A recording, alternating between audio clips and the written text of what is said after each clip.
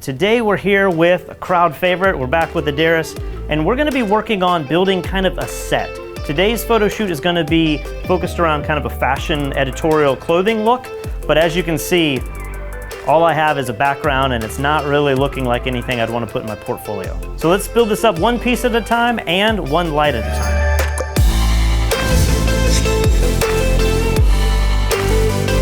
This video is sponsored by AC/DC's Photo Studio Ultimate 2021. If you're looking for a photo editing software that can replace both Lightroom and Photoshop in just one single piece of software, while also being much more affordable, Photo Studio Ultimate might be perfect for you. For just $8.90 a month, you can get Photo Studio Ultimate, Luxia Video Editor, and Video Converter Pro 5, or if you don't want to deal with the monthly plans, you can buy the software outright. But don't worry about buying anything at the moment now. Head over to the link in the description below for an exclusive chance to try this software 100% for free. And at the end of this photography tutorial, I'm going to be using this software to edit a final image. So let me talk about the little bit of set that we do have built here. First off, I have these gravity backdrops back here. I like them because I can roll them up and down, and I've placed them in a corner configuration. You've probably seen this on our channel quite a bit. And these basically have kind of a stone look to them, but what I like about these canvas backdrops is depending on how you light them, you can make them look very, very different. Now, I also have Adaris sitting on one of these Apple boxes. You can buy these at any store like B&H, and I probably should make a video just on this, but I basically scratched all of these up out in the driveway. I stained them, I made them look really rustic because I don't want them to look like a normal Apple box. So I have one right here that Adaris is sitting on. I also am sitting on one. You can see what an unfinished Apple box looks like. I like these Apple boxes because they don't have a back like a chair would. They also allow people to sit much lower and have their legs out. I just feel like it's more comfortable than sitting on a bar stool or some kind of chair that just reclines in a weird way. And then finally, you may notice that I have this kind of rustic wood flooring here. This is made by Savage. They make these vinyl floorings that have kind of a fabric-y feel on them. And they can look kind of cheesy if you light them up, but I think in this situation, if we just put this down on the ground and then don't light it too much, it actually can pass for kind of a wood floor. So enough about the set, let's start building up this photo with the lights. Now, as you can see here, I have one light already placed. This is a Profoto B10. I love these lights because they're not very heavy and I can actually boom them over a lot easier than some of the other lights that we've owned. And if I turn the modeling light on and off, you can see what it's doing. Now, we do have a video light here, so if I turn this off, she should be completely dark. And on the front of this Profoto, I have a snoot. Now, let me take the snoot off first and show you what this does without the snoot. Let's do a quick test shot. And as you can see, it almost looks like she's in a basement, the way we have the background lit. It's just not very exciting. It's also spilling light all over the set. So if I put the snoot on, and I'm actually not gonna open the snoot all the way, I have it kind of tucked back into the middle position, so it's going to focus the light, but it's not going to make it the most narrow beam of light. If I place this on my Profoto, and now take a second shot, you can see what it did to my background. We almost have the same light on Adaris, but we have the background going completely black. And I like that the background is black because it's going to allow me to light it separately. Now, in terms of lighting the background, there's a lot of things we could do. We could put a light really high up and backlight her. We could strobe this so that it's all bright. But I think I want to try to introduce some shadows and give this room a vibe so that it feels like she's in a completely different location. Let me show you what I've been working with here. So I have a second Profoto B10 over here on the side, and I've created this crazy apparatus that I'll explain here in a minute. If I turn on the modeling lamp, you can see I can cast nice light on the background. I'm also throwing it kind of sideways, so it's going to create some shadows on the top and the bottom. But what all of this craziness is that I've strapped onto this Profoto dish is I want to be able to prevent the light from spilling onto her face. If I was to aim it right here, or better yet, if I was to take this dish completely off, you can see it's really difficult to put the light exactly where I want it without the edge of it spilling onto our model. So by using this reflector dish and then a couple of these little pieces of foam that I've gaffed onto the side with gaffer's tape, I can put this right on here, I can tighten this, and now I can get it to where I'm still throwing the light right behind her without any spill hitting the side of her face. So now that we have our backlight in place and I have the modeling lamp turned on so that you can see what it's doing, let's take a test shot. Now, if you compare this image with the background from the shot where we were just lighting the background with the key light, you can see how different it looks. The previous one, there's some detail back there, but it looks kind of grungy. This one has almost a spotlight effect, and you can really see all the texture in these gravity backgrounds, which I think looks way better. But I have one more thing planned. I'm actually going to put a little palm tree in front of this light, and hopefully I can create some shadows that make it feel like maybe she's in a tent or that she's out on a safari. All right, so this is the most high-tech piece of photo gear that I have. This is a palm tree from a very specific branch outside of my house, and I just cut it off. I've clamped it on here with a super clamp onto another light stand. And as you can see with my background, I can now add this really interesting shadow that registers as foliage so that you're gonna think maybe she's in a forest, maybe this has more of a vibe like she's in a jungle and not in our photo studio. So I'm going to really be particular. It's probably gonna take a couple test shots to get this right, but once I have this set, because I have it clamped in place, I can just leave it and forget it. As you can see, it looks very, very different. It looks much more interesting. And I'm actually gonna take a couple vertical shots because I think this is going to be the orientation that I shoot this. So the trick here is to find the perfect place where we're getting highlights on both sides of the fabric and also playing with the power of the light so that it spills perfectly on that background. I think that looks really cool. So there's one last little thing that I want to play with. Because I kind of have this set up almost like she's in a tent, I think it could be cool to have some warm light, or at least some light coming on her shoulder, creeping in from the right side of the frame. So let me get that final light and set it up. So here I have a third ProPhoto B10. This is gonna be the final light in the scene. I've placed this in a 1x5x4 strip box. And what's nice about this is because it's rectangular in size and very narrow, we can place this just outside our frame. It's relatively small. Let me turn on the modeling lamp so that you can see what it's going to do. And it should, if I position this right, it should just kind of light up the edge of her body without spilling light onto her face. I wouldn't want to place it right here because it might be in my frame, but it's also going to light the side of her face. I just want it right here. And then to really feather this light even more, I can spin this around. So if I feel like too much light is hitting her face, I can kind of pivot it so the bottom is just hitting her body and the top is kind of wrapping around behind her. And as you can see, it adds a nice highlight on her hair. It also kind of chisels out the clothing. If this was a campaign for some clothing brand, you definitely want to show off the clothes as much as possible. There is one thing that I think would make this look a little bit better. Let me gel the light on the right and just add a little bit of color to this final image. Now there's a lot of ways to gel your lights. We use ProPhoto and they actually make light modifiers that will allow you to pop in colored gels very easily.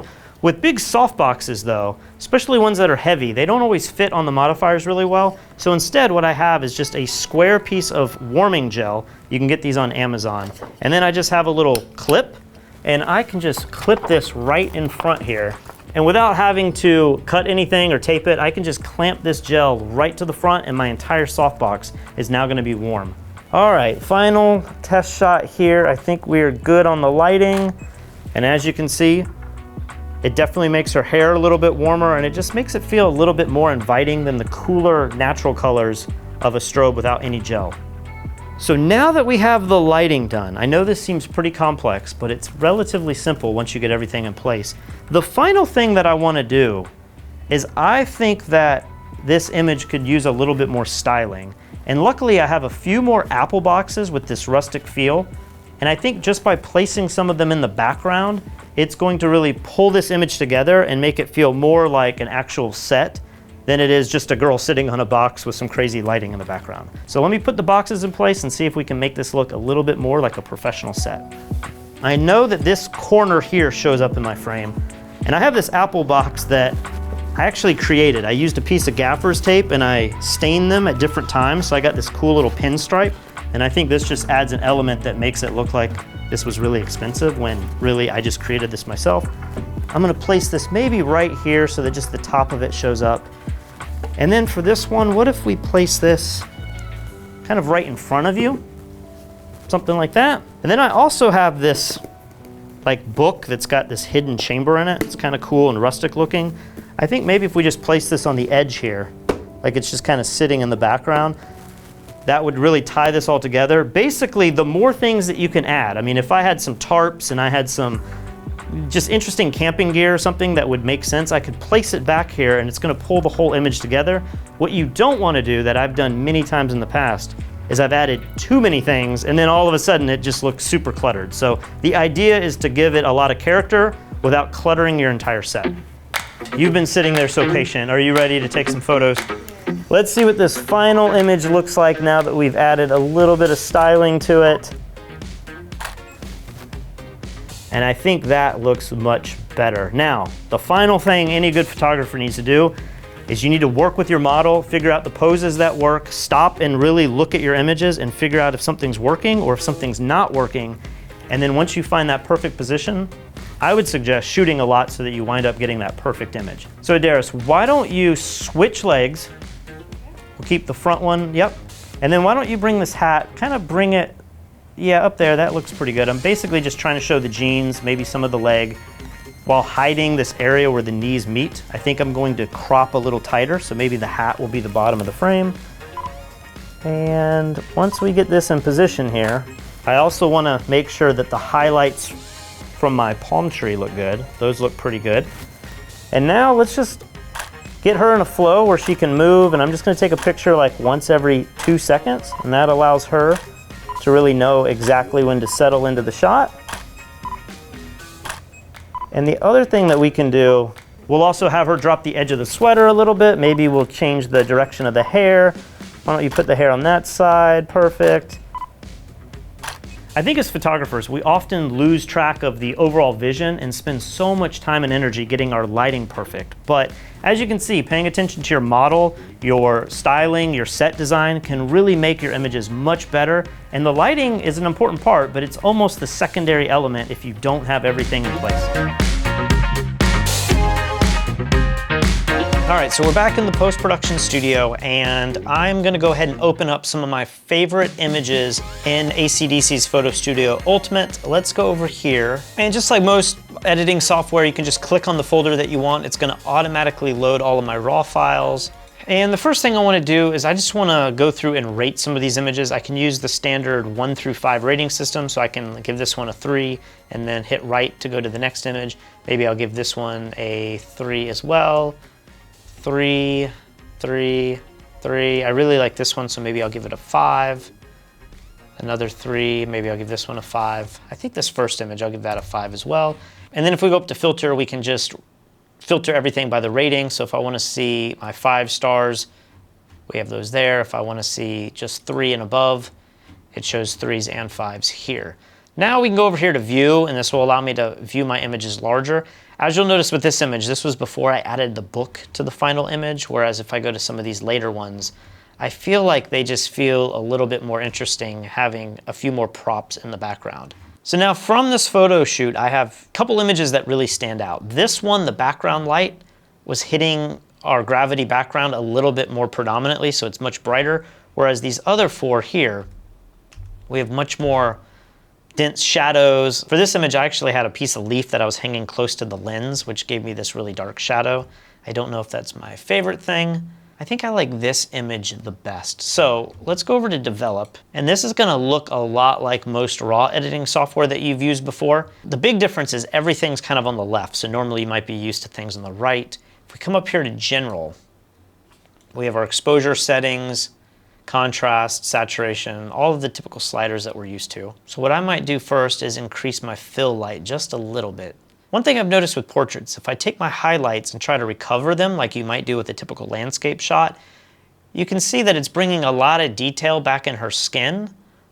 But in some ways, I almost feel like pushing the highlights to the left, it almost boosts the highlights in a way that I feel like looks more flattering with skin. If we want to improve the contrast even more, we can come down here to Light EQ, and this gives us control over our shadows, midtones, and highlights. One thing I love about AC/DC software that I haven't noticed in other pieces of software is if I click on this and I go to standard instead of basic, it almost gives you like an EQ, which if you've ever used curves, you know that it's really hard to fine tune certain areas of your micro contrast. It's either adjusting all of your shadows or all of your highlights or all of your midtones.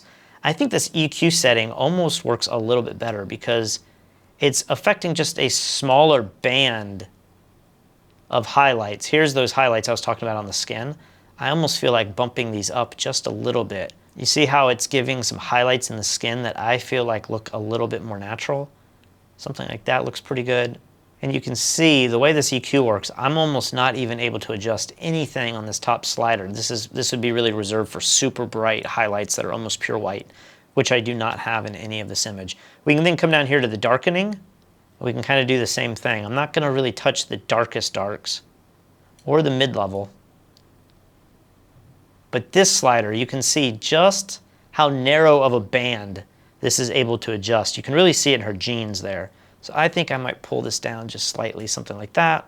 The next thing that I want to do is play around with the color. So I'm going to come down to Color EQ. And you can see with my red channel, I'm getting a lot of control over her lips and the hat. Now, the hat, I don't know that I love the color of this, so I might actually come over here to Hue. It is affecting her lips slightly, but I'm actually kind of liking, I could pull it all the way over here and make the hat go more like a burnt sienna color, which might fit the theme of this photo a little bit better, but I almost think making it a little more purple actually makes it stand out a little bit more. I kind of like that. It's also affecting her lip, but it's making her lips go just slightly purple too. I kind of like that. Let's go back to saturation. And for skin, the orange slider is really going to affect the skin tone. So you can see if I bump this up, I'm really getting a skin tone that's a little too saturated, but if I bring it down slightly, I think that actually looks kind of nice, maybe at -3, just pulling a little bit of oranges out of the skin. There's really not a lot of greens or cyans in this image. If I go down to blue, I can adjust that, and you can see it kind of bumps up the color of her jeans. I'm going to leave that right where it is. And then if we go to brightness, we can also adjust the reds a little bit more and really play with that hat. I think I like it a little bit brighter, something like that. It looks pretty good to me. And then the oranges, we were adjusting the color previously with saturation. Now with brightness, we can kind of change the density of her skin. If we go too dark with it, you can see it makes her skin almost look contrasty. Maybe it looks like the clarity slider, where some of the imperfections in her skin are showing up. I mean, she doesn't have that many imperfections, but if we go all the way up, you can see it's really blowing out some of the highlights and giving her kind of a glow, which I actually like. I think going to the far right is a little too far, but if we go back to 0, maybe just bumping that up just slightly, kind of gives a finished look without having to do any typical photoshopping where you're really dodging and burning the skin. We can do all of that, or at least a lot of it, by just adjusting the saturation and brightness on the orange channel itself. So those look pretty good to me. If we want to play with color a little bit more, we can come down to Color Wheel, and this is going to allow us to do a lot of different color effects. You can see how dramatic those are. I'm going to leave that alone, and instead I'm going to come down to Tone Color Wheels. And this is going to be more like what you might use if you're a video editor, which I actually do a lot of myself. I can come in here and I can adjust the colors and the highlights, midtones, and shadows. One thing I like to do a lot of is I like to add a little bit of warmth in the highlights, and then if I come down to the shadows, you can see how quickly I can make this almost look cross-process. So I don't want to pull this down too far. But maybe something like that, and then I can play around with the midtones and get some of those greens out that I've introduced. And if I want to see what these effects are doing before and after, I can come up here to these little circles, and I can just toggle these on and off. And you can see it's almost making it look like a completely different time of day. This, without the effect, it's almost like this was shot late in the afternoon, and then with the effect, it almost looks like it was shot later at night. We still have that nice warm highlight on the side of her body that I did with the strobe, but now I've made my background and some of my shadows just look a little bit bluer, which I really like that effect. It makes her stand out and pop just a little bit more. All right, so now that we have the develop settings all done, one thing that I'm going to do is I'm going to go ahead and save a preset so that I can apply all of these settings to not only all of the images in this set, but perhaps any other studio shoot that I do that matches this same sort of lighting. So imagine if you're a headshot photographer and you just take the same exact headshots day in and day out, and you're in your studio and everything stays the same for the most part. Or if you are a wedding photographer and you have a certain look that you like to do on the bridal shots, or maybe all of your reception images that have bounce flash inside, if you're doing any photo shoots that just everything's staying the same for the most part, you may want to not only apply the same settings within that batch, but you may want to set a batch so that you can apply those same settings to photo shoots down the road. So one way to do that is if I come up here to the little cog, come down to Save Preset, and here I'm going to be able to select all of the different settings that I've used for this image and save them to a preset with an actual name on it so that I can revisit it in the future. So for this, I'm going to hit Select All. Even though I didn't use all of the settings on the left, I find that this just might be the easiest. I can turn off certain things like all the details. I didn't do any kind of sharpening. Also geometry, I'm going to turn off all of the cropping and vignetting and lens correction because who knows what kind of lens I'll be using in the future with the same kind of lighting that I have set up here. Repair, I'm going to turn all of that off. And I can come and name this. Let's name it Palm Tree Color. And now if I go to another image that doesn't have any of these settings applied to it, I can go to this cog, go to Presets, and now I can come down to Palm Tree Color. And now you can see I've batched out all of the same colors that I've done in the first edit with the second image. And of course I could do that throughout this entire shoot. Let's go back to my favorite image here. And now let's go up to Edit. And the Edit module is going to transition you kind of away from the raw editor into now a pixel manipulator. So this is where you're going to be able to dodge and burn, and you're going to be able to clone stamp. You could also do the Liquify tool and really change the pixels. So it's almost like you have two different photo studio suites in this one piece of software. So now we are kind of in what I would call like the Photoshop version. And over here on the left, you can see what we can do. We can come over here to something like Skin Tune. And if we really wanted to soften her skin, you can see I mean, this is a little ridiculous. Her lips now are completely gone. But if you had somebody with really bad skin that had a lot of detail in her pores, or maybe you did a portrait with too harsh of a light and all of the acne and stuff is showing up, you could smooth that out a little bit more. You could add some glow to the skin. Keep in mind, I just did this with the color parameters previously, but if you didn't want to go that route, you could definitely use this. Her skin looks flawless, so I am going to actually not apply this at all. With these kind of fashion images, the Liquify tool is always something that is pretty useful. There might be little things where you just feel like maybe her hair could use a little tucking in. Maybe this shoulder, I just want to bring that down just a little bit so it doesn't look like it's so high. And then if I change the nib width really, really small, there could be like little things like, say the clothing here, it's just not falling in the most flattering way. You could kind of push this in and adjust it. I could also do other things like increase the nib width to something really large and really pull my shadows down if I wanted to adjust the way my background looked. So that looks pretty good. I can go ahead and hit done. It's going to apply it to the image.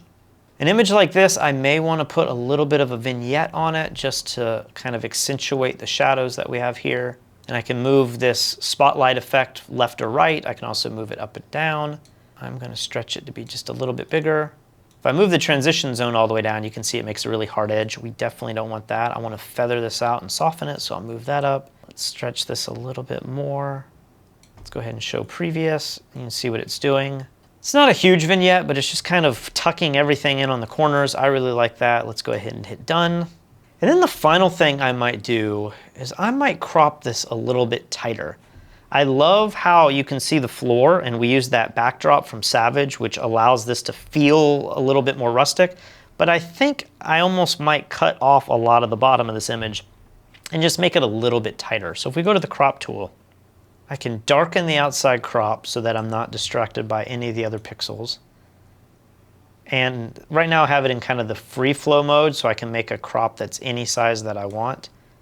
I don't think I'm going to crop this a lot. I don't like the way her knee drops right there, and a good place to crop is always somewhere right around the knee. Something like that is pretty good, and then I might open this up just a little bit. I just want her to fill up as much of the frame as possible so that it's all about her and the clothes and it's not so much about the set. Even though I put all that stuff in the background, I want it to be really subtle. I want it just to be color and out of focus objects there so that it feels like she's in a more complex space. But I don't want your eye to go straight to the book and go to some of these these apple boxes. So something like that's pretty good. If I want to constrain the cropping proportions, if I knew what this was being cropped for and I want to keep it 2:3 or 4:5 format, 8:10, something like that, you could do it. I'm going to go ahead and keep it to my 2:3 ratio, which is the natural ratio that my camera's sensor is set to. I think something like that looks pretty good. So we can go ahead and hit done. And now I can come up here and I can go to export. I'm going to create a new folder. I'm just going to say processed. Format, we're going to make this JPEG. Color space, let's go ahead and get in the sRGB color space so I can post it online. And then output, I'm going to leave all that the same so that it doesn't shrink the image. It's going to keep the maximum amount of pixels, and we'll hit export. And that is our final image. So I hope you guys enjoyed this photo shoot. I like doing stuff different where I can create a set and give a little bit more character to my portraits. I know as photographers, many times we have to shoot somebody against pure white or gray, and that's just kind of the nature of a simple portrait. But if you can take the time out to do something like this, I think you're gonna find that it's really enjoyable building these things up. It might take an extra 20 minutes to do it, and you might have to have some stuff lying around your studio, but I think your photographs are definitely gonna benefit from that. If you guys wanna check out any of the gear that I used in this video, head to the link in the description below or the top pinned comment. I'm gonna have links to the gravity backdrops, also the Apple boxes that I use, and of course, AC/DC's Photo Studio Ultimate, if you guys wanna use that as well. If you enjoy this kind of content, make sure you subscribe to our channel below. Also head over to fstoppers.com for free daily content. And if you want to learn from some of the best photographers in the world, photographers way more talented than me, head over to fstoppers.com/store where you can check out our full-length tutorials.